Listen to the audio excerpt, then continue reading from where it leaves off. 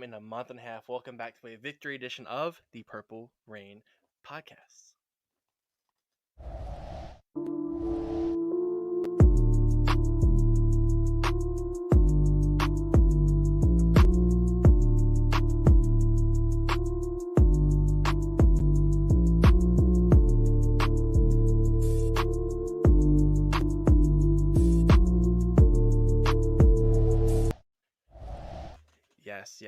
Yes. The first time in 6 weeks, in a month and a half, a victory edition of the Purple Rain podcast. It feels very, very good for the clock to hit 0-0-0 and the Ravens to be winning. Welcome back to episode 346 of the Purple Rain podcast, the Nick Morgan Cox episode of the Purple Rain podcast. Thank you for spending Monday evening with us here. You can follow this guy right here on Instagram or on X at SunDef. Me, Instagram simply as10.prod or on X is simply as10.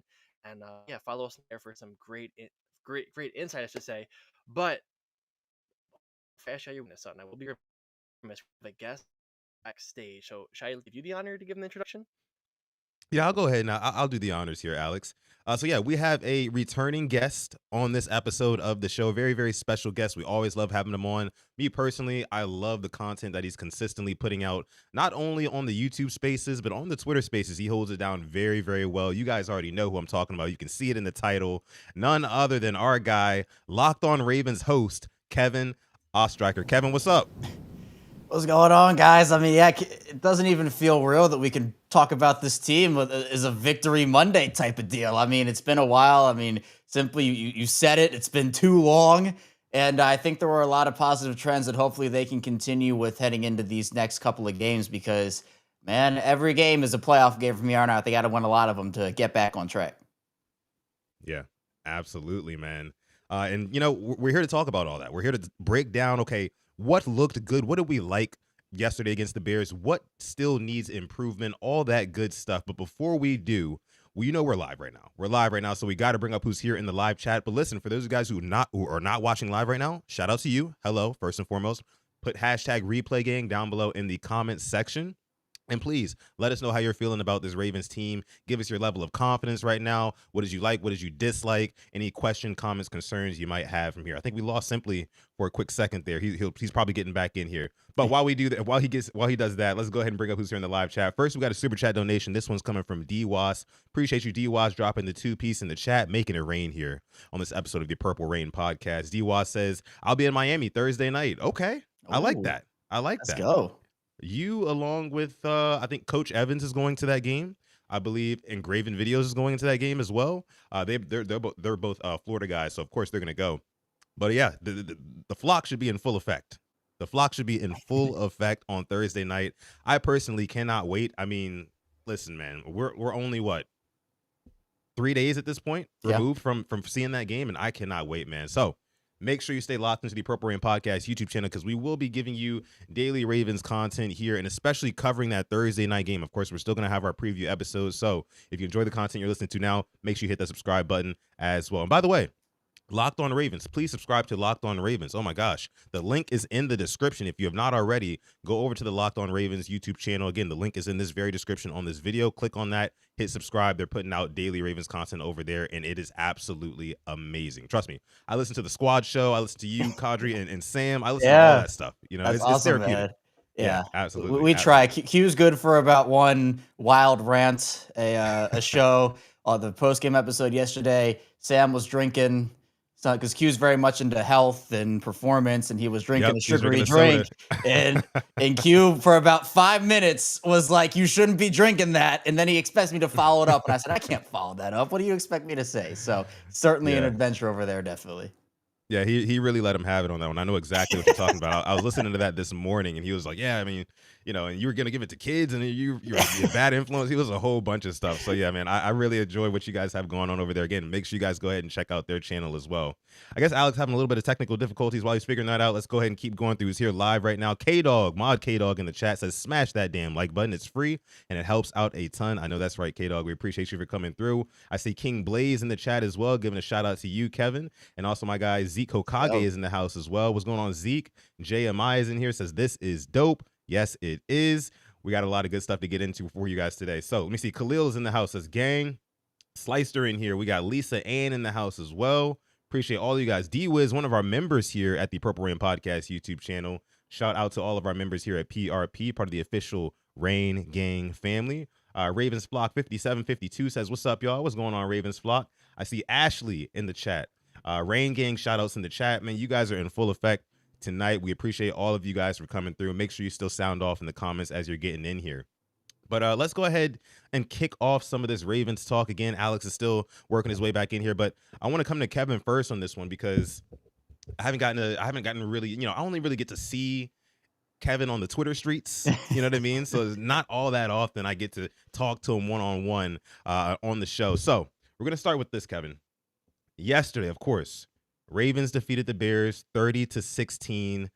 There was a lot of really good stuff that I think that the Ravens built upon coming from their Rams game, the Rams one, right?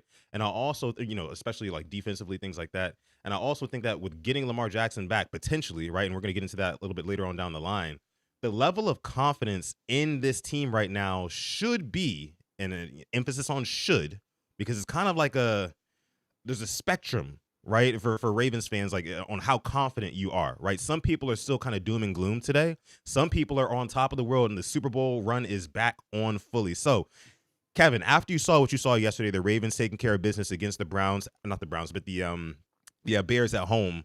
What is your level of confidence in this team? What did you like from the game? What did you not like? Let me know how you're feeling, man. Yeah, I mean, I think I'm kind of in the middle. On a scale of 1 to 10, I'd probably put it at a 5. I mean, I think that, again, there is so much positive that we can take away from this game. I thought that it was a complete team win, and especially doing it without Lamar Jackson. And I think a point that a lot of people are making, and it's something I agree with, is, if Lamar had come back and they had won this game, everyone would have been like, okay, yeah, Lamar's back. Like, he solved everything. That's great. But they had to really dig for this one, it felt like. Like, Tyler Huntley, round of applause to him, stepping up and performing the way that he did. He looks much improved. And the offense in general, I mean, from where he was, I don't know, 2-3 years ago to where he is now as a player is night and day. I didn't really expect the Ravens to push the ball down the field the way that they did, but we saw him, Rashad Bateman got a deep ball, Mark Andrews got a deep ball. Like, they were pushing the ball down the field.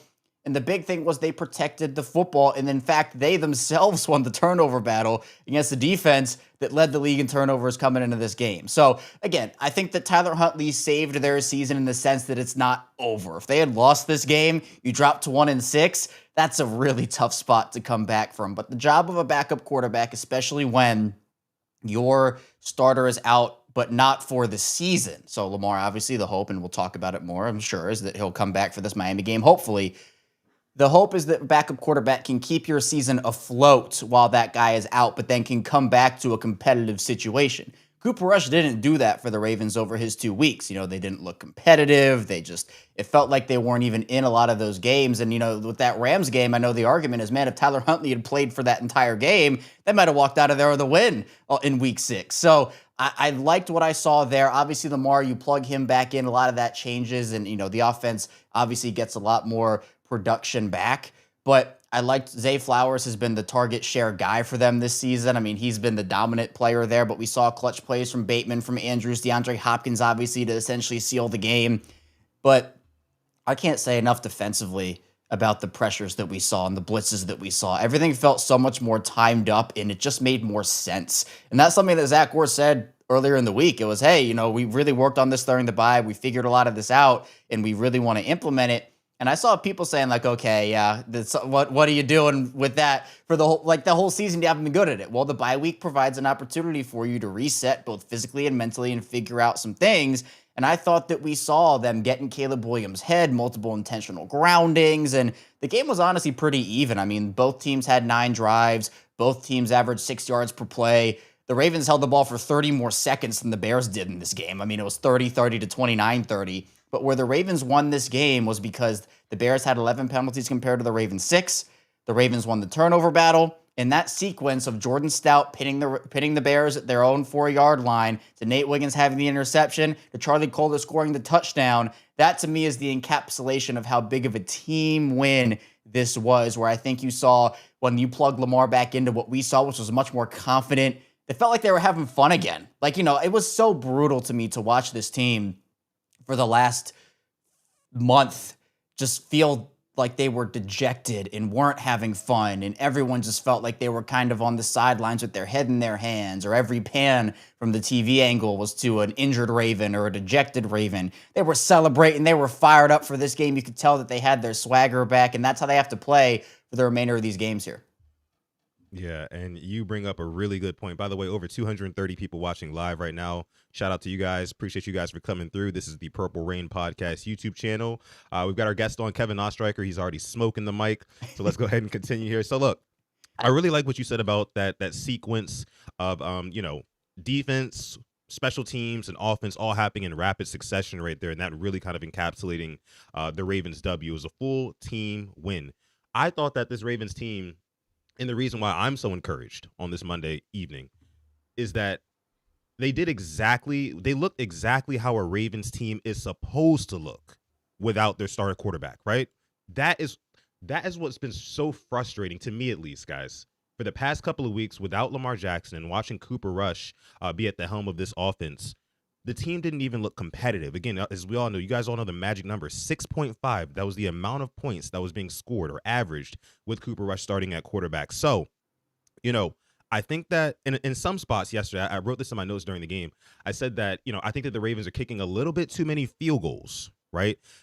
But the thing is, I thought about it. I'm thinking like, okay, with Lamar Jackson at quarterback, you're going to get some cheap touchdowns in there, as you tend to do with Lamar Jackson starting. So if the Ravens look like that without Lamar, I have a supreme amount of confidence. I'm at about, I'd say about a 7 right now, a 7 or an 8 right now, especially after seeing that Todd Monken video that you posted earlier, Kevin. That was incredible. I mean, he's fired up. I'm sure Lamar Jackson is fired up. As you guys know, last week, Lamar Jackson and Todd Monken embraced and gave each other a big hug, when with the thought that Lamar Jackson will be back soon. I think that those two are going to go scorched earth, and we saw everything that we needed to see yesterday against the Bears, a good Bears team at that. Yeah, we can talk about how their defense was very turnover dependent, which it was. We saw that. We can talk about how, the offensively, they're really not too scary. If you shut down Swift and you make Caleb Williams beat you, you see what tends to happen. But they were on a 4-game win streak, right? And they're still 4-3 right now. So that's still a pretty damn good football team. And that was a really damn good win from the Ravens yesterday. Exactly what they needed when they're going back into the Lamar Jackson era of this season. But Alex, you haven't given us your take yet. When you watched this game yesterday, what were your biggest takeaways watching that game? And what's your confidence level in the Ravens on this Monday afternoon? All right, I hope I'm good. Internet problems were, of course, kicking me in the rear end. But All good. I've been confident. I said it last week. I think I got some slack in the chat. Like, I still thought we could win the division. I'm going to stand on it. This team, obviously, like Kevin said, they look dejected. Not to bring that word up, they low-key kind of look spoiled. These wins weren't going to come to you. You have to fight for it. You have to, work your butt off for it. And that's what we did yesterday. I thought the defense showed me a lot. Those first 2 drives, I was worried. They were driving down, got anything they want. Nate Wiggins was getting picked apart by Rosen. That's really the worst thing in the world. He's a damn good receiver, but I think the way he, fought back and got that pick, that really, really showed me the type of character he has as a player. To get beat most of the game and to come back and jump that pass and get that pick, which ultimately I think changed the trajectory of the game, that was huge. And to sit there in the bend don't break aspect, that was big as well, because I think that defense before the bye, it's 14-0. It's not 6-0. And it's the small things like that can, turn the L's into W's. So I'm really pleased by it. I'm not going to sit here and say we're going to win the Super Bowl, but we're in a damn good spot to go into Miami on Thursday. Who knows what happens? Still the trade deadline. Lots of teams selling. The Titans already we see are selling. I think there's a couple of players we can get to maybe help this defensive line out. I'm feeling pretty good. Like I said, not a Super Bowl champion by any means, but this division, especially with the Bengals losing to the Jets, the Steelers, blowing the lead against the Packers, how can't you be optimistic? I mean, why can't we do it? Why not us? I'm kind of that's my hashtag. Why not us? The other years, everything goes our way. This year, nothing's went our way. Why not us?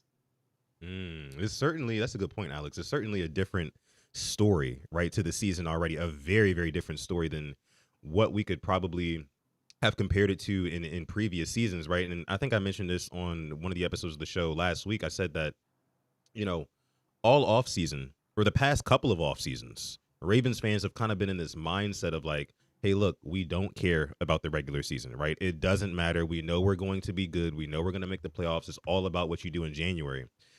And I'm guilty of that. And I think that Ravens fans kind of took it for granted a little bit, right? How tough and grueling a 17-game season is. And this is where you can kind of bring up the Kyle Hamilton spoiled comments. Again, he wasn't all that wrong with what he said in hindsight. You think about it, like Ravens fans, no Ravens fan would have thought that they would have started the season 1-5, right? I think that there was a level of spoiledness, thinking that the Ravens were just going to kind of waltz through the regular season, a little small dash of arrogance in there as well. Again, I'm guilty of it. I'm sure a lot of Ravens fans are guilty of it as well because we expect so much out of this team. But I want to get into a couple of individual performances in this one because there were some guys who stood out, right? And Kevin, I'm gonna toss it to you first on this one. We talked about Tyler Huntley, 17 for 22, 186 passing yards, 1 passing touchdown. He also added 8 carries for 53 yards on the ground, had some big runs and some big spots where the Ravens absolutely needed it. But I want to talk about Keaton Mitchell really quick. He seems to be like a hot button topic right now because it was kind of one of those, aha, I told you so type of moments from the Ravens fan base to the Ravens coaching staff, not only with Keaton Mitchell, but also with Tyler Huntley as well. I mean, a lot of us expressed the sentiment weeks ago that, hey, look, like, yeah, I know we have Cooper Rush. I know we're paying him all this money, but we think that Tyler Huntley would probably give us a better chance to win. That ended up being correct, right? Ravens coaching staff thought that Keaton Mitchell couldn't see the field because it just wasn't any room for him to see the field. He saw the field yesterday, had 4 carries for 43 yards, averaging 10.8 yards per carry, and he looked damn good doing it, right? He looked very confident. Kevin, what was your thoughts on Keaton Mitchell? My initial thoughts were it's about time. It is about time we saw Keaton Mitchell get these opportunities. I tweeted it out this morning too. I'm just like, I still can't believe the Ravens put Keaton Mitchell on the bench for the first month plus of the season and weren't utilizing this. And to me, the thing with Keaton in his role going into the year is that it's not like Keaton struggled during the preseason and didn't look like himself. And like you're kind of wondering, is he fully back yet? I mean, he was one of their best players during the preseason in the short time he had. And I thought that he earned opportunities then to make an impact. And I remember all offseason, I was talking about, man, you're going to have this great 3-headed monster, the fully healthy Keaton, Derrick Henry, Justice Hill. We know the Ravens value special teams, but I just don't think that what Rasheen Ali gives you on the special team side of things is worth not having what we saw on display out there yesterday against Chicago, which is the sideline to sideline speed, the burst. I mean, his rookie season, he was second among all players in yards per touch, only behind Devon Achane. I mean, the fact that he got injured last year, or 2 years ago, was devastating for him in his career, but he was able to, I think, feel himself out towards the end of last season because it's not always sunshine and rainbows when you come back from an injury. I think a misconception is that when a guy comes back from an injury, and even a serious one, it's like, okay, he's back on the field, which means he's going to be back to who he was in the past. And that just, everybody's different in reacting. I think we saw with Keaton last year, he needed some time. But I think now, and John Harbaugh saying that, he earned more opportunities, and I'm thinking to myself, he earned more opportunities 2 months ago and he wasn't being used. So yeah. I understand, look, 4 running backs to me is a lot. Like, I thought that Ali was going to get cut and that they weren't going to use him. And I'm like, there's no way they're actually not going to use Keaton. But we saw with his change of pace ability, and I think that honestly, he deserves a couple more touches than he got. I know he got 4 in this game, but Justice Hill hasn't been as impressive to me this year as he has in recent seasons, particularly his calling, his pass protection, and even in that area, he hasn't been as great this season. So I'm not saying take Justice Hill out of the rotation, but I think it should be more of an even split because Derrick Henry is going to be your bell cow. But I'm not asking for this team to do like a Jahmyr Gibbs, David Montgomery split between these two guys and use them like that. But I just think that not having him on the field severely limited them early on in the season. And now this is what should have been happening a while ago. So I guess better late than never, right? Yeah. Alex? My question here, you bring up Rasheen Ali. What's the point of having him and LeJontay Wester both on the team? They only return kicks and punts. I feel like we're kind of wasting a roster spot at this point, he's not seeing time on the field offensively, Ali is. And with this Keaton Mitchell situation, like you said, week 1 of the season, he looked like damn near his 2023 self. I mean, just making something out of nothing, turning in the backfield, going sideline to sideline. Like, speed was there, and he didn't lose it. And then you watch yesterday, you don't give him any snaps, you don't play him, but you decide to give him a snap on a potential game-sealing drive. I was scratching my head there. Like what flipped the switch? Was the bye week like that important for us to start giving this guy a carry when you need it the most for a first down to ice the game per se? You go and score a touchdown on that drive, but I don't want to get upset over it because it's crying over spilled milk. But it's about time. It's really about time. And with him when he's on the field, is it a run or a pass? You don't know that with him because we can see what he can do out in the backfield, and at least a couple eyes going to be on him. So it opens up another aspect, and it really helped out with Huntley, I think, back there rather than Lamar, because I think Huntley played a flawless game, but it really helped him out and got more eyes off of him and let him just do his thing. So I'm happy he's back, and hopefully Lamar's back on Thursday. We can see them both in the backfield. Why not a Henry and Mitchell backfield? Oh, I like that. Yeah, I would love to see that. I would love to see that. And we keep talking about this phrase, change of pace. And again, like kind of the talk of the town for the past couple of weeks was like, hey, the offense is too predictable, right? When Henry's in, it's going to be a run. When Hill is in, it's going to be a pass.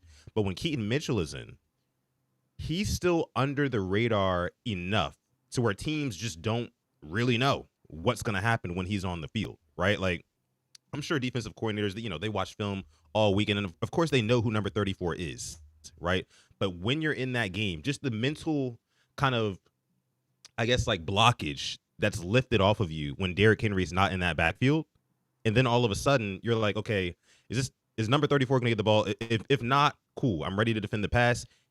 If he does get the ball, okay, I got to get over to this side of the field, right, and be able to cut him off. But I saw on multiple occasions yesterday, linebackers having the angle on him, DBs having the angle on him, and he was still able to get around that corner. I think it's just kind of like a mental lapse and guys like realizing like, oh shit, he actually got the ball. They actually gave him the ball. And then before you know it, he's around that corner. He's around that edge. He's that fast, man. And we should have known that it was as advertised when he said that he's back up to his top speed, right? Like he made that well known, right? And for some reason, this coaching staff, John Harbaugh, I'm going to put the onus on him for this one, just didn't really have an avenue for him to get snaps, and that's unacceptable. And now you see John Harbaugh coming out today at the press conference. My guy Kevin just mentioned it. He said, yeah, Keaton Mitchell, he's earned it now. But it's like, duh, we told you so. We've been told you this like for weeks, for months now. I mean, I don't get it. But let's move on. I want to talk about the receivers. I'm going to go through the stats for the receivers, and then, Kevin, I'll toss it to you. What stood out to you from the pass catcher? So we had Zay Flowers yesterday, 7 catches for 63 yards yesterday. Rashad Bateman had 2 for 51. Mark Andrews had 3 catches for 34. D-Hop had 1 catch for 14 yards. You guys know that pretty much game-sealing catch that was kind of controversial. Charlie Collar had 1 catch for 10 yards and a touchdown. Isaiah Likely, another quiet day for him, 2 catches for 8 yards. Tylan Wallace had an early catch in this one, 1 catch for 6 yards. Okay, so, Kevin, when you assess the pass catchers and what they were able to do yesterday and how they looked, what really stands out to you? Yeah, I mean, Zay is the 1,000% alpha in this pass catching offense right now. I mean, he has 55 targets on the season. The next closest is Mark with 30. And, even if you want to do it from a reception yard standpoint, it's even more egregious, not in a bad way, but it's, Zay has 486 yards. The next closest is Mark with 208. But Zay has earned that. And I mean, look, he's getting open all the time, so you might as well throw him the football. I mean, his short area quickness has really been impressive to me this season. He's obviously had a great ability as a route runner for the, seeming even just dating back to college, Boston College, we saw that ability on display. But I love the maturity I've seen from Zay and the fact that he's now learning what all veteran receivers, and Zay's not like a 10-year vet, but he's been around for a little bit now to understand how to work back to the quarterback when they're in trouble or rolling out of the pocket or find the soft spot in the zone. And what I notice is like, it's not just Zay. For all these receivers, it felt like in this game for the most part, when these balls were getting delivered, these guys were wide open. Like not a guy near them, like 5-6 yards, and these defenders had to converge on them. But I think that's some of the allure of this offense is that, and I know we heard the reports about Todd Monken and all that stuff that came out and players and people saying that, do they have enough personnel, but does that cause problems when you have a lot of these guys, but not enough? It's only one football. And my answer to that question is I don't think it's a problem if you know how to do it properly. And I think that Todd Monken did that exceptionally in this game. Is like, hey, Zay Flowers is going to be the guy. You know, he had the 7 catches for 63 yards, like you mentioned there, but everybody else filled in their role.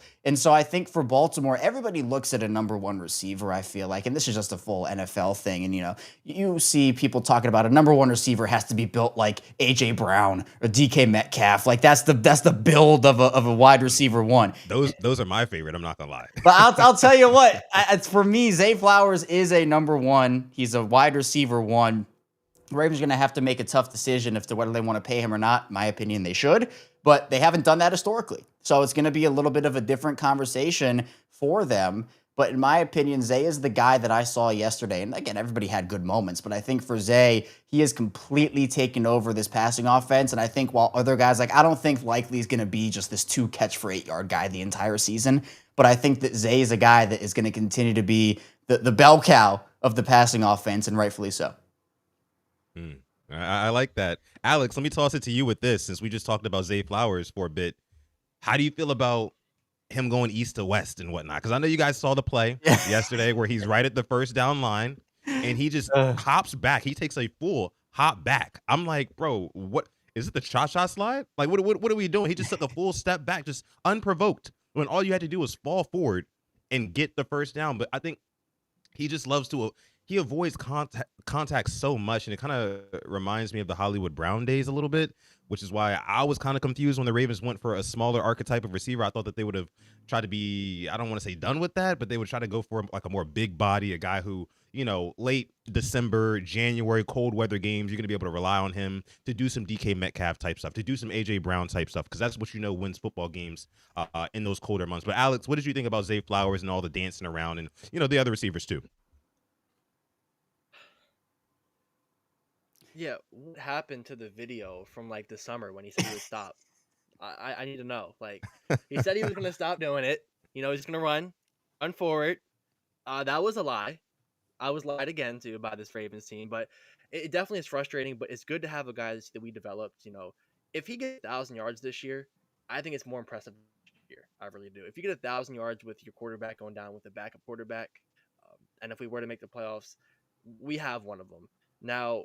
I know the contract's coming up as well, and we'll have to kind of deal with that when that gets here. But you bring up the wide receiver 1s. He's not really a diva like, you know, an A.J. Brown, because we have an A.J. Brown on the Eagles team that's a Super Bowl contender that is in trade talks. You know, they say they're not going to trade him, but, you know, what we like to say is something: when there's smoke, there's fire, unfortunately. So who knows what could happen. But I like the way he's being used. I wish we get more home run balls with them, but when you have a backup quarterback, and most likely not going to happen. But 7 for 61, multiple clutch first downs, and just helping us move the chains. Can't really ask for more in a game like yesterday. He was never going to go over 100, but he did what you needed him to do, and for that, how can you be mad at that? I think you're muted, Sutton. Oh, sorry about that, guys. I do that often, you know. But I'll tell you this, Alex. We did pick Zay Flowers to go over 66.5 receiving yards. He got 63. Coincidence? That was before Lamar was out. I gotta give us a pass on that. We fully expected. That's true. That's true. I was just making a joke. I'm being a little facetious. You know, with all this gambling stuff going on in the sports world right now, thought it'd be pretty funny. But of course, we know Zay's not. He's not doing anything. You know, anything like that, right? Okay. But get into a couple of more performances, individual performances here. I want to talk about Kyle Hamilton, right? Kyle Hamilton, and just this defense overall. Really, this is the second straight game where having Kyle Hamilton closer to the line of scrimmage, and I think it was on 61 or 62% of his snaps, he was closer to the line of scrimmage. He was in the box, which is, you know, the highest clip he has done it since, I think they said like 2022 or something like that. And of course, with Alohi Gilman playing that deep safety role back there with Malachi Starks. Kevin, what are you really seeing that's making an impact from Kyle Hamilton being around that line of scrimmage? Like, what's really been the catalyst there? You know what I mean? Yeah, I think it's some of the deception that Hamilton brings, because you truly never know where he's going to be, or where, not only where he's going to line up, but where he's going to be starting a play. You know, we've seen him multiple times start up towards the line and then drop back and cover. You know, he'll come on delayed blitzes. The one blitz that stands out to me is when he blitzed straight up the middle, had a free run at Caleb Williams, but the play was to free up Roquan, so he kind of hit Roquan's man out, freed up Roquan, and then still got to Caleb anyway because there was such a wide range of, there was a straight line to him, nobody blocked him. And so Kyle, I mean, we've seen that. He's an effective blitzer off the edge. I mean, he had those 3 first-half sacks against Gardner Minshew when he was at the Colts 2 years ago.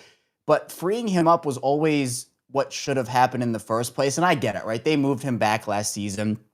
It worked really effectively with him and Ardarius back there. And then they became the best defense after that closed-door meeting after that second Cincinnati game. But Hamilton, I think, is going to be at his best when he can be that free-flowing Swiss Army knife for you. And his skill set just goes so far beyond. Like, he can play deep. Like, I'm not saying you have to eliminate that from his toolbox completely, but it just keeps the offense, the opposing offense, so much on edge when you have to account for where number 14 is on the field on every single play, because you truly have to go and search. You got to scan the field for Kyle because you don't know where he's going to be on those plays. So again, the Alohi Gilman trade, I kind of looked at it as Gilman himself, like, is a solid player. Like, he's a solid guy. He's not a superstar. He's not a bad player. He's a good player. But that impact that he has made has gone so far beyond the box score, so far beyond what he has shown personally, because his presence alone, freeing up Kyle Hamilton, has helped them in such a big way. And again, it's only been 2 weeks, right? But in those 2 weeks, it's been such a shift. And again, like, you know, you guys have talked about, the Bears offense is not like this juggernaut offense, best in the league type deal. I mean, DeAndre Swift was good. Caleb Williams had struggled the past couple of weeks. But we saw what that Rams team did to Jacksonville the week after Baltimore abroad. I mean, that's a good Rams offense, and Gilman was in there for that week too. So again, maybe this is just the midseason move that the Ravens have almost every year that kind of flips the switch for that defense, because Hamilton right now, the past couple of weeks, he has been balling out, and I got to give a lot of credit to Gilman because he has freed up Hamilton in that defense to be a lot more aggressive, and that's what they need to be doing, be a more aggressive defense with their blitzes, because they weren't blitzing a ton early in the season. And when those pressure rates went up without Gilman in there, they still weren't getting to the quarterback. Now they're blitzing more and they're more effective with it, and I think a lot of that has to do with Kyle Hamilton. Yeah, absolutely. Absolutely. Alex, what you got? I mean, is he undoubtedly the best player on defense and the second best player on the team behind Lamar? It shouldn't be a debate anymore, right? It's Kyle Hamilton. Yeah. And just this time last year was him moving back, but now him moving forward in the defense, and that's what's going to change us.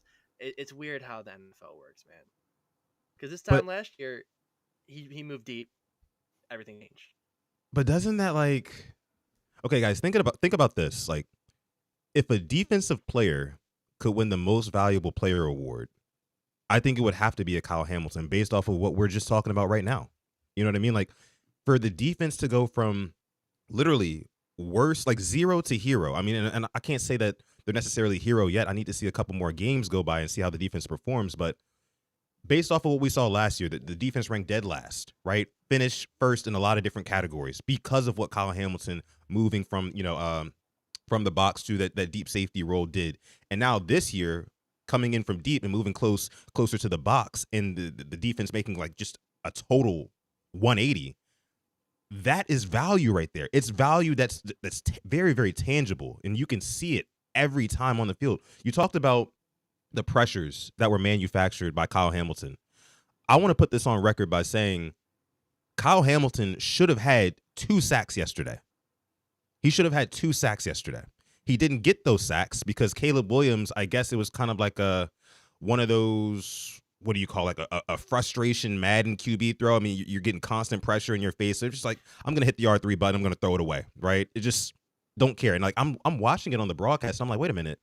Is that grounding? Like, we're all talking about how great the pressure was from Kyle Hamilton, like in real time. But I'm thinking to myself, like, no, that's grounding. And they went back, sure enough, and they called it grounding. They threw the flag. So can't say enough about what Kyle Hamilton brings to this team. He is the most valuable player, second to Lamar Jackson, just in its totality on the Ravens offense, not on the Ravens roster rather, but just across the league, man. He's right up there for a defensive player of the year candidate for me. He does not always light up the stat sheet, right? But just if you watch Ravens games and you see how much he impacts this defense, that's value right there. If that ain't value, I don't know what is. So I want to start seeing Kyle Hamilton get a lot more flowers, because what he's able to do even just honestly, when he's rushing and he's one-on-one up against a tight end or even a lineman, he still looks competitive. And I'll still say this. I mean, like I've said this many times before. You could take 11 Kyle Hamiltons and put them up against an NFL offense, and they would probably hold their own. That's how good and that's how versatile this guy is. It's insane to watch, really. It's insane to watch. Yeah, and we Go talked ahead. about it Yeah. real quick on Thursday.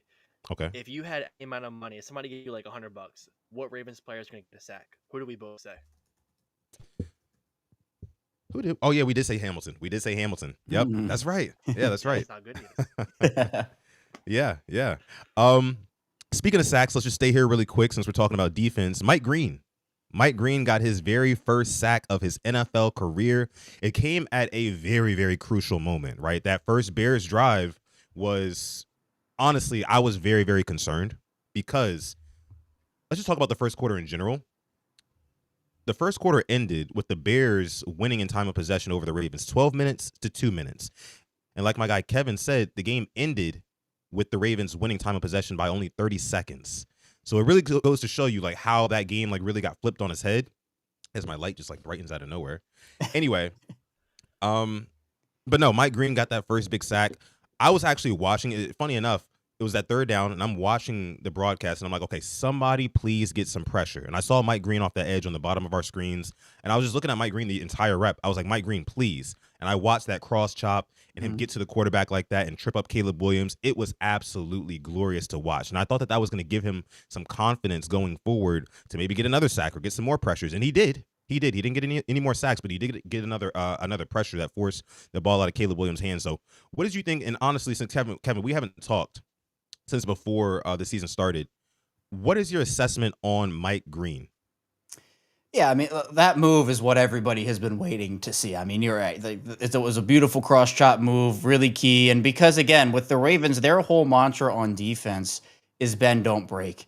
They've been breaking left and right this season. Doesn't matter. I mean, they're breaking everything where they're never going to allow you to get the deep pass. You're very rarely going to see like a 60-yard, everybody's beat touchdown from a receiver because they'll let you take some of that short and intermediate stuff, drive down the field. But their philosophy is if they force the opposing offense to end every drive in a kick, a punt or a field goal, they will win every single game. Because when you have Lamar Jackson, and I know they didn't in this game, but usually when Lamar's on the field for you, field goals are not enough to beat that offense. So the problem with what they've been doing is that, they weren't forcing punts. They were letting offenses score on every possession. And so you're right. I agree with you. Like you saw that happen in the first drive. You're like, oh man, here it comes. It's happening again. But then you saw them tighten up. And then Mike Green, again, you get 2 straight drives where the Bears are driving and they end in 6 points instead of 14 or instead of 10. That's a huge momentum shift for you, not only defensively, but it keeps your offense in the game. I mean, I can't imagine if, Tyler Huntley went out there down 14-3 or 14-6 or something like that. I mean, it's such a vibe shift. So I think with Mike Green, from a general perspective, it hasn't been the season in terms of production or impact that I think a lot of people anticipated from him. And that's okay because I think for the Ravens, they've had to deal with a lot of injuries and expectations for rookies on a team like the Ravens. I talked about this with Patrick Queen a couple years after he was drafted. I mean, we know the lineage of first-round inside linebackers that were drafted by this Ravens team. And PQ, he was a little raw coming out of college, needed to come into his own. But for PQ in particular, when you have an expectation, when you're on a team that's competing for a Super Bowl every single season, if you're on a team like, I don't know, the Browns or a non-competitive team like that, rookie mistakes or young player mistakes, you look at that and the mindset is, that player's growing. That's all right because these games don't matter. We're not going to compete this season. It's okay to go through that process. But just because you're on a competitive team doesn't mean that rookies aren't going to have those learning mistakes. But those mistakes are magnified and the lack of impact is magnified because on a team that's trying to contend, those mistakes or lack of impact could cost you games, could cost you seeding, could cost you opportunities in the postseason. And so that's where that magnifying glass comes in. So I'm not going to, because we've talked about, or I'm sure you guys have talked about it, I've talked about it, I know, with guys like Malachi, who his impact as well, like we were probably all expecting more, hasn't been as consistent as we would have wanted. But not every rookie comes into a situation, despite how seasoned in college they were with the production, and is automatically just boom, that's a Pro Bowler right there. Sometimes it does take time. So I'm okay with giving these guys a little bit of a pass while acknowledging that, hey, it hasn't been the season or start to the year we've expected. Sometimes rookies just go through things like this, and you know what? Some of the time, a lot of those rookies come out on the other side and are pretty good football players. So hopefully he can, this will jumpstart him, hopefully. He'll be able to get some more confidence off of this. He'll certainly be getting opportunities because of the Ravens' lack of pass rush right now, and even just lack of bodies right there right now, and hopefully continue with it. Yeah. Alex, your thoughts on the pass rush? I mean, it doesn't help, like you said, with the rookies to be in the worst statistically Ravens defense in franchise history. Right. That's not helping them at all. And I kind of give them a pass for that as well. And you talk about the outside linebackers. We have, 3 of them playing yesterday? Ojabo, Vanoy, and then Mike Green. So even then, you're playing all these snaps. Fatigue is a real thing. I mean, when you're getting asked to play, every single down, it's going to be hard to rush the quarterback. And thankfully, on Thursday, we'll have Carl Lawson playing, which got my expectations there, but it's better than having, just nobody, which is why I'm looking at the trade deadline as well. So, I mean, for what it was worth, I think Zach did a good job and was, allowing Kyle Hamilton to blitz and bringing some guys linebacker-wise to blitz as well. So, I guess for what it's worth, I can't be mad at it. You just beat a team on a 4-game winning streak who, blew out some teams like the Cowboys and had some good wins against the Commanders as well. So, I'm not going to nitpick a win, especially the way we are right now. So, good on them. Yeah. And one more thing I want to bring up from this game before we move on and talk about the AFC North a little bit. An unsung hero who returned, and this was his first game back this season, Patrick Ricard. He did not show up like in a huge way. I don't think he sprung off any huge runs with his blocks, but there were some drive sustaining runs that came from the back off of Patrick Ricard, from the blocking of Patrick Ricard. I cannot state enough how important it is to have Patrick Ricard in that role that they've had Zaire Mitchell-Payton in all season, right? We've got our guy back who literally can operate as like a 6th offensive lineman. And that's what he is, right? He is so dominant, right? Shooting through the B gap to open up a lane for Derrick Henry. He did that on multiple occasions, albeit some of them were for like 2-yard runs. Some of them were for 4-yard runs. Some of that had to do with deficiencies in other areas on the offensive line as well, which is another story for another day, right? I don't think that the Ravens are going to change their offensive lineup unless they decide to throw Emory Jones in there at some point if somebody really, really starts struggling. I'm looking at Voorhees now. But what Patrick Ricard was able to offer, man, I think that makes the Ravens all the more, like, way more dangerous going down the stretch, knowing that you have him and, of course, Derrick Henry. I think he's going to start to heat up. Lamar Jackson, the threat of him running as well. They're going to get creative. And again, I'll keep going back to this whole Todd Monken thing. Todd Monken is pissed off, man. He's pissed off. You know, I think you're going to see him. It's going to be a lot less overthinking and just a lot more, hey, look, stop Derrick Henry. Oh, you stop Derrick Henry? Stop him again. And he's running behind Patrick Ricard, by the way. Oh, you stopped them on this play? Lamar Keeper. Oh, you stopped him here? Play action boot. You know what I mean? Like, I think you're going to see a lot more fluidity and cohesiveness out of the offensive play calling, especially with Patrick Ricard back in the mix. But what are you guys' thoughts on the offensive line, the blocking in general, and then Patrick Ricard? Kevin, we'll start with you. Yeah, I mean, I think for the offensive line, we saw improvements. I mean, honestly, in the first quarter of that Rams game, I thought the offensive line played really well. Then it just kind of deteriorated from there.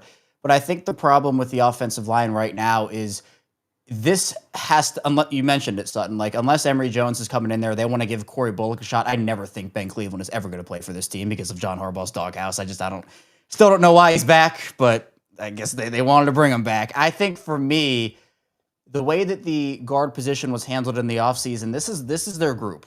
I mean, and I think that they're feeling the loss, particularly of a guy like Patrick McCary, who essentially was 5 roster spots in 1 with how he was able to play. He wasn't a guy that was going to be like a top 2 player at any position he played, but he was a very solid guy who could fill in 1-for-1 trade-off. And the Ravens, their mistake offensive line-wise this offseason, in my opinion, wasn't giving the jobs to Daniel Falele and Andrew Voorhees, was not giving them any competition to go up against, and essentially handing them those jobs with no competition. And you know, Emory Jones had the injury when you drafted him. I don't think they expected it to be like this, but that's what it turned into. But for now, I know everybody's piling on Daniel Falele right now, and obviously a lot of that criticism is warranted, but it's not just Falele that struggled this season. You mentioned Voorhees. I mean, he was, I think, the Ravens' worst graded blocker in this game against Chicago. And, you know, I thought Ronnie was good yesterday, but Ronnie struggled with injuries and coming back. Roger Rosengarten's regressed overall this season, and Tyler Linderbaum, while he's champed it out, sometimes, when you're playing next to a Falele and not a Kevin Zeitler or a Marshall Yanda type of player, you have to account for a lot of that and take that on yourself to go and do some of those jobs. So offensive line wise, it all starts up front, but I think Patrick Ricard just gives this entire team confidence. And I thought that Zaire did a pretty admirable job, particularly in week 1 against Buffalo. We saw him make some plays there, but we also saw the inexperience and some of the stuff that he did that Patrick Ricard does a lot better. And it's not any slight on Zaire, but it's just like Ricard has such a unique role in this offense, or really a unique role around the entire NFL. There aren't a lot of teams. In fact, there might be 0 teams that do what the Ravens do with their fullback like the Ravens do. But you can just tell, and you can see him out there being physical. He was firing up everybody after some of the blocks he made. He talked about that one, I think it was on TJ Edwards. He knocked over TJ Edwards, and he said that, all that recovery is worth it for that play. Just that mentality of having Pat back out there paving the way and knowing as a running back that, like, hey, maybe the offensive lineman whiffs a block, but I know Pat's over here, and I know that if that fails, I can go and take it over his way, and I'll be set. So I think Pat, you're right, is a huge X factor with what this team does, and I'm so pumped he's back. I'm so pumped. Yeah, it's huge. I know, Sutton, you were very happy Zaire Mitchell-Payton was gone. I could feel Oh, it yeah. in the multiple episodes we were talking about it. It was like, you weren't like his big hater, but you definitely were like, it's time for Rick to come back. And that's why, because of performances like yesterday, I think, Henry obviously breaking off a couple of runs, nothing big, but once again, getting first downs. And then talking about the line, I think we kind of accepted what the line will be this year. There's no point of getting mad over it. It's just Andrew Voorhees, not like you said, being another game celebrated, and you can't just give these guys professionally their jobs, especially guys who have not really proven it. And the guards, neither of them have proven to be starting caliber guards. And I'm not going to depend on Ben Cleveland, like you said. It's not going to happen. There's no point even talking about it. It's year 4, and he hasn't sniffed back-to-back starts. So let's hang that agenda up if you are even having the agenda at this point. But I think now it's just seeing what we can do with what we have. And I noticed that they listed Emory Jones as a guard on the inactives yesterday, which kind of caught my eye because he was being talked about as a guard tackle. So maybe that's how they feel him to be a guard. So Yeah. I think the only way he'll see it is if somebody goes down. I think Harbaugh will stick to the stuff we have going. And unless something happens, that's when you see Emory Jones. Fortunately or unfortunately, however you want to look at it. But I think that's the 5 we're going to roll out every week until otherwise. Yeah, it'll definitely be that 5 out there. And at this point, I mean, I'm just happy that we have Patrick Ricard back because he can kind of aid with some of the deficiencies on the offensive line. And I saw somebody in the chat say it's sad when you have to rely on a fullback to do those sort of things, but I don't necessarily look at it like that. I look at Patrick Ricard as being the Ravens' cheat code because you're right. Not a whole lot of other teams in the league utilize their fullback the way that the Ravens do. It's almost like their form of the tush push in a way. Like only they can really do it because they have the personnel to do it, and it makes their team so much better offensively. So I don't want to make it an exact comparison to the tush push because that's a little crazy, but you guys get what I'm saying. You guys get my point, right? So let's go ahead and move along here. Listen, the Ravens got a good win. It feels good to be back in the win column, albeit at 2-5. Hope is still here for this season. The Ravens could still potentially make the playoffs. We're getting ready to talk about that now. The AFC North is seemingly wide open, right? One more thing I want to say before we leave that game, the Bears game. The Ravens got out relatively unscathed injury-wise. You mentioned Ronnie Stanley. He went down in that game, but he ended up coming back. Marlon Humphrey went down in that game, but he also ended up coming back. And Harbaugh said today there was nothing significant injury-wise that came out of that game. So that's amazing right there. Literally everything that could have went right did go right in that one. Before we move on, we have a super chat donation. D-Was making it rain again says, I saw Pat Ricard at the Harbor the other night. That's pretty cool. That's pretty cool, man. Wow. Yeah. Yeah, I like that. Did you say what's up to him, D-Was? I mean, yeah. Did you talk to him? That would have been really cool. But all right, let's get into the Ravens' path to victory. Not path to victory, path to the playoffs, right? Mm-hmm. With the AFC and how it looks right now, I'm looking out west. The Broncos, Chargers, and the Chiefs. Two of those three teams are going to take up wild card spots, right? There's also teams like the Patriots who are looking good. I don't see them losing a whole bunch of games anytime soon either. They're probably going to take a wild card spot. I'm saying all this to say that the best path to the playoffs for the Ravens is to win the North. It didn't really look all that possible just a couple of weeks ago, but with how things have been going, the Ravens kind of won in a way over their bye week because the Steelers lost, right? And then this week, the Ravens win, and everybody else in the AFC North loses. So I'm going to go ahead and go through the standings right now for the AFC North. The Steelers, 4-3. Bengals, 3-5. Ravens in third place, 2-5. And now the Browns have sole possession of fourth place. It's no longer the Ravens, and the Browns are at 2-6. So with the Ravens only being 2 games behind the Steelers at this point, again, I'm sure level of confidence is high. If you look at some of the, if you look at Vegas, if you ask Vegas, they're still predicting the Ravens to win this division. So, Kevin, what are your thoughts on the AFC North right now, the landscape of the AFC North, and how much of a shot do you think that the Ravens have to win this division, given their schedule that they have remaining, and then, of course, the Steelers' schedule?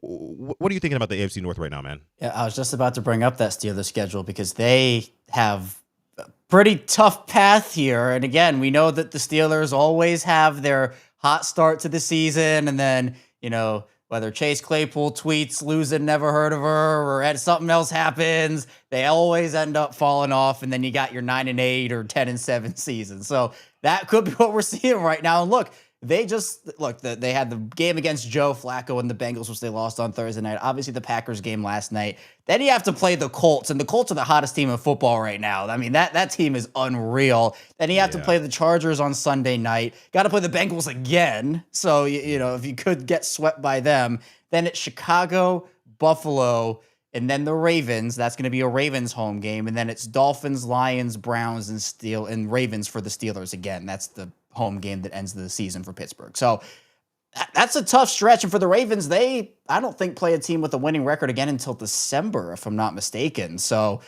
it's going to be interesting because the Ravens now are just 2 games back, and they also have an opportunity. They've only played 1 division game. If they can win 4 of these 5 division games and go 5-1 of the division, and if they end on a tiebreaker with Pittsburgh, and let's just say they split with Pittsburgh, they would outright win the division there. And I think that I agree with you, is the best path, because I think that you nailed it right on the head. But you got the 2 AFC West teams and then the 1 AFC East team. But I'm going to say, and I was going to actually say this on my show for tomorrow. I'm recording that tonight, but I'm going to say it here first. I think that there's this crazy scenario that could happen. It's possible where the Ravens win the AFC North and get the 4 seed. And then it's the Bills that get the wild card spot because the Patriots win the East, and then you have Buffalo coming to Baltimore in the wild card round to play that game. It's something that I'm not saying it's likely, but hey, it is possible. But the Ravens have to win the division first. But I mean, how crazy would that be if the wild card round, what a lot of people thought was going to be the AFC Championship game this season, could be in the wild card round this year? Oh, it'd be absolutely poetic, right? And with the way that this season has gone so far, starting off 1-5. If the Ravens end up winning their division and what you said ends up coming to fruition, which is very possible, by the way, if the Patriots keep on winning games, and let's say that they sweep the Bills, because you already know they beat them once, and the Bills were to come to the bank for not only a regular season rematch, but the playoff game rematch from last year, you know how much emotion and how much pressure and the stakes for that game is literally stressing me out just thinking about it. I hadn't even thought about it that way, Kevin, but that would be absolutely insane. It would be incredible, storyline wise, right? Honestly, if the Ravens find themselves as winning the AFC North, this is like the Cinderella season of all Cinderella seasons, and I would love it. I would love it. But Alex, what are your thoughts on the AFC North right now, man? Yeah, it's the North or the nothing, or North or nothing. That's what I'm gonna start saying. And I agree with you guys. It's gonna be Patriots for Bills for the East, and whoever doesn't win the East will make the wild card. But I have all the faith. I think I've made that known the past couple of weeks. I think this team can only go upwards. And you bring up, if we were to play the Bills, I think we match up pretty good with them right now. And Oliver's out for the year, who is, you can make the case, is the only reason why they beat us week 1. He took over that game. And now with him being out, I mean, if we caught him at the bank, I like our chances, especially if you go on that run. But You look at the Steelers schedule; they have a lot of tough games, and that Lions game, Week 17, I think they'll be playing for the number 1 seed in the NFC. So their starters will be playing. They're not going to rest anybody in that game. So I think everything's kind of lining up good for us. And when you have the Bengals losing games to the Jets and Brees Hall throwing touchdowns, I think that's a sign of good luck for you. So I was watching that game. I was hate watching on Red Zone. I wasn't expecting them to pull that out, but I would definitely take it. I heard at the stadium the Ravens fans chanting JETS Jets when they saw them win. So vibes are up right now. Even after one win, vibes are up. Yeah. I mean, I agree. Vibes are up again. Confidence level is getting higher right now. The AFC North it's anybody's division to take, right? But the Ravens right now, I mean, if you can go out there and you can blow the doors off of the Dolphins on Thursday Night Football, would it mean much?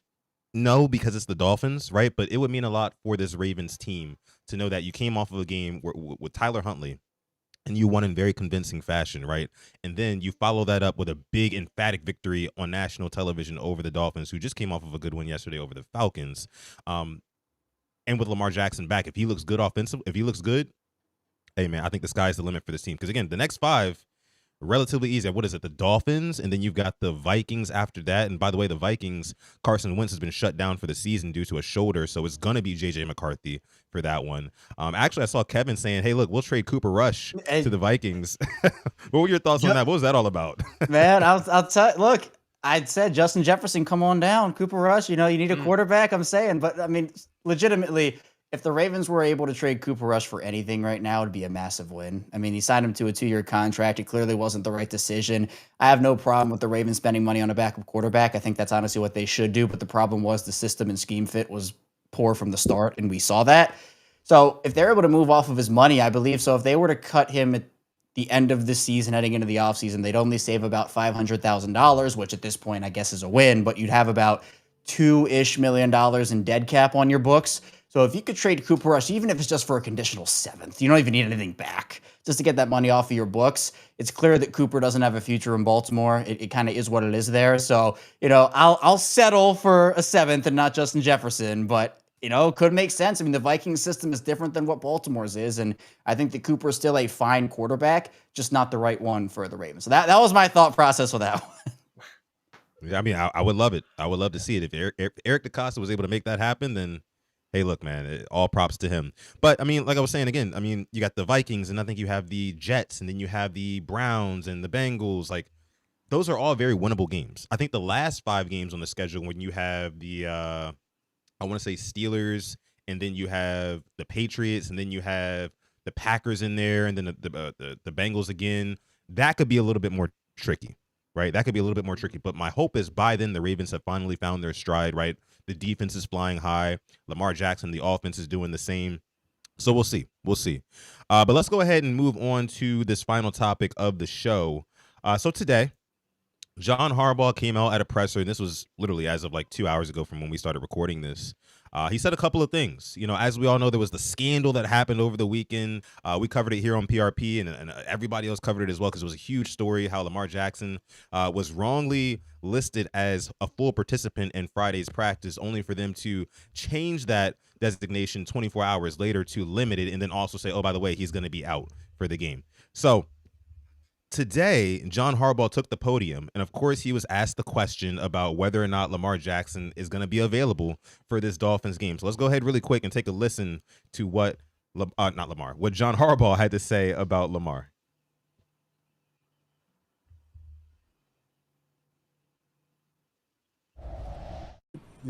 Feel very confident about it, and would expect him to be out there Thursday night.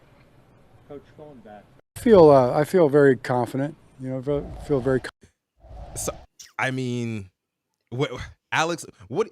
I know the fan base is like, can we even trust this man John Harbaugh at this point? And anything he says he feels pretty confident, right? Very confident that Lamar Jackson will be available against the Dolphins. But what say you? Do you believe Harbaugh? Do you think that Lamar Jackson will come back? Do you think that he should come back? Because here's another thing, guys. And I'm gonna give this to Alex first, and then Kevin, you give your take. If Lamar Jackson couldn't play yesterday, that means he's not 100%, right? So why would we think that 96 hours later he's going to be 100%, right? And if you're going into this Dolphins game, the Dolphins, not a good team. They did have a big win yesterday, but you should be able to take care of business against the Dolphins. If you start Tyler Huntley, he's already familiar with that Dolphins team. He's riding high off the confidence of the win yesterday against the Bears. Would you rather, and of course you're going to get a little mini bye, a 10-day break. Would you rather Lamar Jackson come back as soon as possible, Alex, and play against his Dolphins team, or sit him one more game, throw Tyler Huntley out there, and try to build upon what you did last week? What are your thoughts on that? Oh, looks like Alex might have dropped out for a second. Kevin, we'll toss it to you first. Okay, Then. all right, yeah. So, I mean, I think that, so there are a couple of ways to look at it for sure. I mean, 100% what you're saying, where it's definitely a short turnaround if that Lamar's not 100%.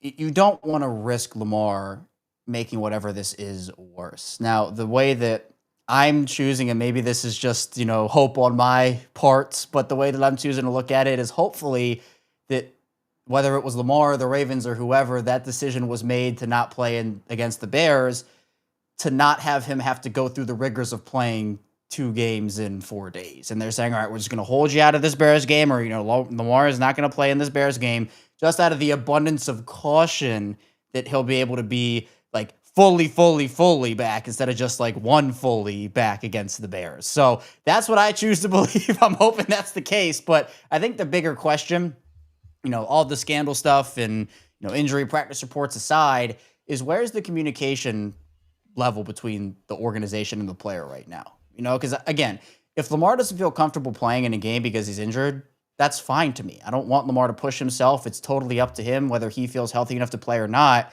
But there also has to be, from the team side of things, communication there too. And like they're communicating with him. And Lamar, his camp is very tight-lipped about things. Like it's very hard to get information, which is fine. Like I'm not bashing Lamar for that. Say what you want to say and do what you want to do. I don't care.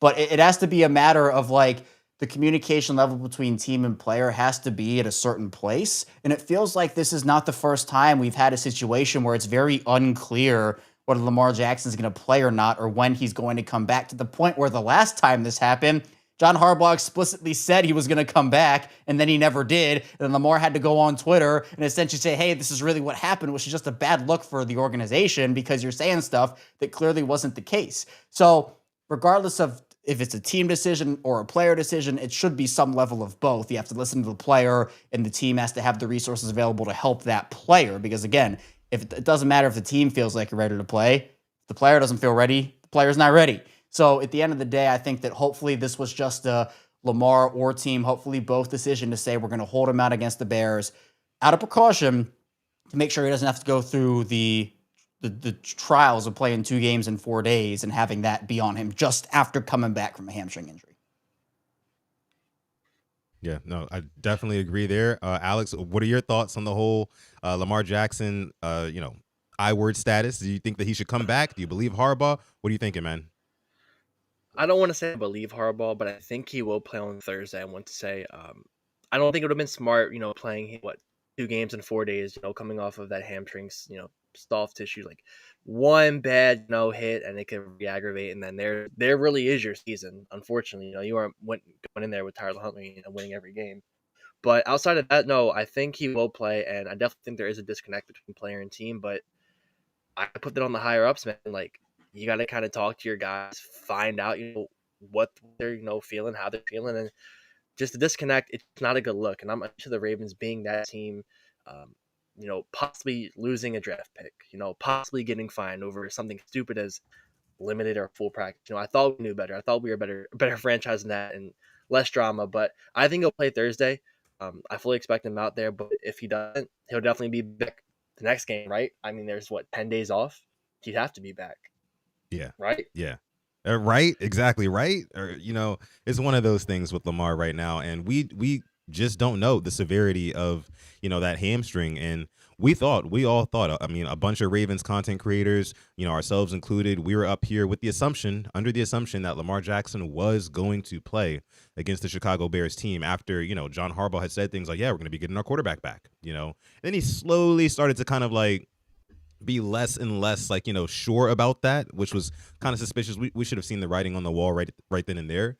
But yeah, I can't blame any Ravens fan for taking what John Harbaugh says with a grain of salt here. I just can't. We do have a super chat donation. This one's coming from Asmodeus the Natos. What's going on, Asmodeus? Appreciate you for coming through. Says, sup, Purple Rain Gang. I watch Kevin on the daily. Yes, sir. Let's Yes, go. sir. Appreciate you. I appreciate Yeah. you. Yeah, they do a great job over there at Locked On Ravens. Again, if you're watching on YouTube right now, you can go to the description, click on the link in the description. That'll take you directly to Locked On Ravens YouTube channel. Again, we want to thank our guy Kevin Ostreicher for coming on with us here. I appreciate you having me, guys. I mean, hopefully we get another win. We get to extend. We don't need any more non-victory Mondays. We got to just get victory Mondays all the way through here because I can't deal, especially if they lose to the Dolphins. Going back to the scene of the crime of that 2021 zero blitz game. And like half the roster is the Florida Ravens anyway. So there's about to be a lot of Ravens family at that game. And you mentioned the like Ingraven and those guys, coach, are going to be at that game. So Ravens flock's going to be representing, I'm sure, on Thursday night. Yeah, it's going to be, again, like we said, another playoff game. Every game is a playoff game from here on out. It's a must win. Got to have it. So, whether or not Lamar Jackson plays, I do, full disclosure, I do have the Ravens winning that game. I just think defensively what they'll be able to do with Tua Tagovailoa, I think they'll be able to more easily thwart an offense like that when it's basically Tua Tagovailoa out of, more than any quarterback in this league. He's a timing quarterback, right? And it kind of has to be that way with the archetype of quarterback he is. He's not the biggest guy, right? So he's not going to be able to extend plays. He doesn't run around. Normally, Vegas sets his rushing line at like a half a yard because he just doesn't run, right?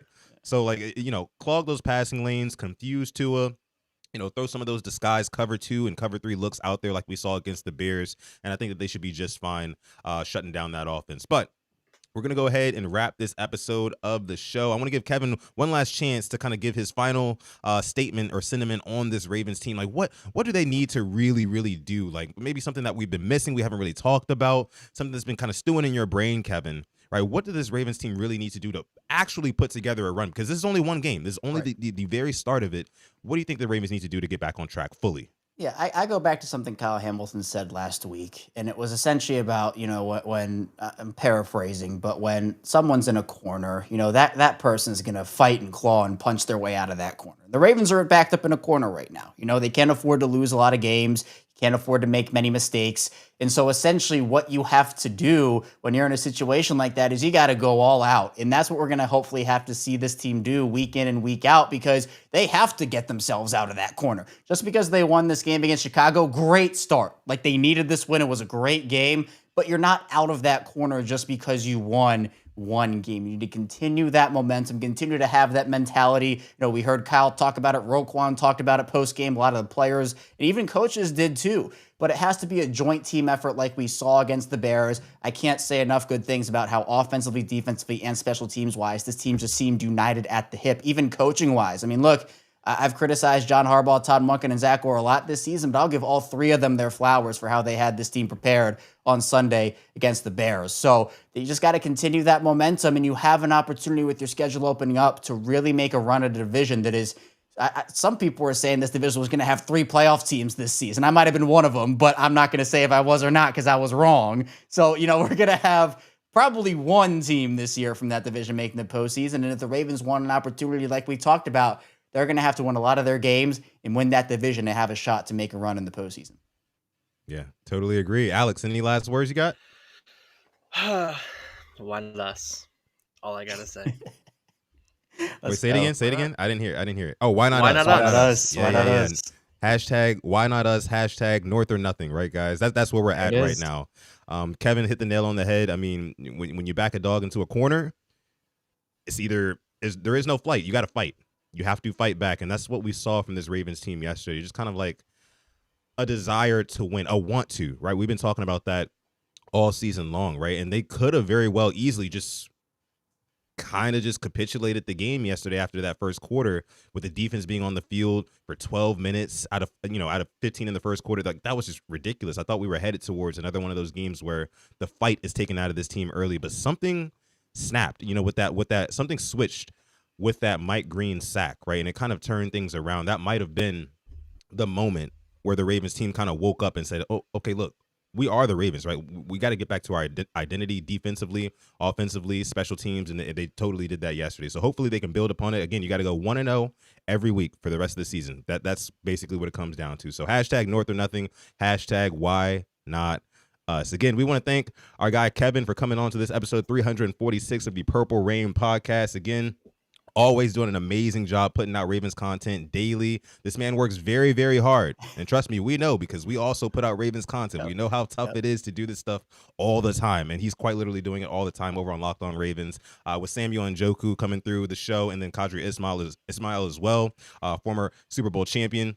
So, again, I'm begging you guys, if you have not subscribed yet to Locked On Ravens, go in the description and click on the link and hit that subscribe button. If you're watching on X, we still have over 600 people watching live right now. If you're watching on X, make sure you head over there and subscribe to their channel as well. But with that being said, this has been episode 346 of the Purple Rain podcast, and I'm going to let my guy Alex take us out. Thank you to everybody coming through. Thank you, Kevin, for coming through, and thank you, Sutton, for coming through as well. And put on this great episode 346, the Purple Rain podcast. We love you. We appreciate you. Enjoy your victory Monday, your victory Tuesday, and Wednesday. We'll see you back on Thursday. And as always, stay positive, test negative. Yes, yes, yes, and never, ever, ever forget, even on the rainiest of days, to call God. It's been episode 346 of PRP. We're going to catch you guys in the next one. Peace.